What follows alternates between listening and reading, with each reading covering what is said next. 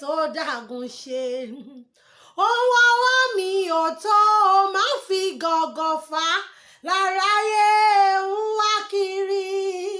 Wọ́n rántí pé ìpín ò papọ̀ lọ́dọ̀ ọba mi Olúdàndá.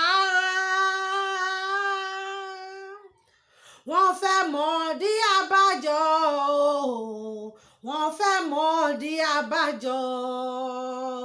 Wọ́n ń wádìí òfin tó tó, wọ́n fẹ́ mọ̀ dí abájọ. Ẹni tí yóò wò ṣáájú akàn yóò pẹ́ létí omi òfin tó tó. Ẹ ǹlẹ́ o, ọ̀rẹ́ onílara.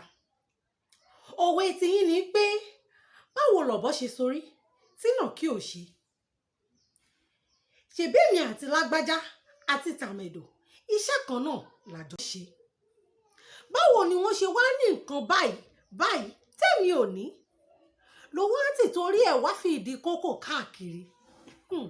Bẹ́ẹ̀ ọ̀tọ̀ọ̀tọ̀ la sì yàn pín. Mo gbàgbé pé lọ́pọ̀ ìgbà n tó wà lẹ́yìn ọ̀fà a mọ̀ ju ìjì lọ. Mo tójú bọ nǹkan tẹ́mi rè ò gbé kó o mọ̀ bá àkàndín nínú yò. Àbọ̀ ọ̀rọ̀ ó tó fọmọlúàbí.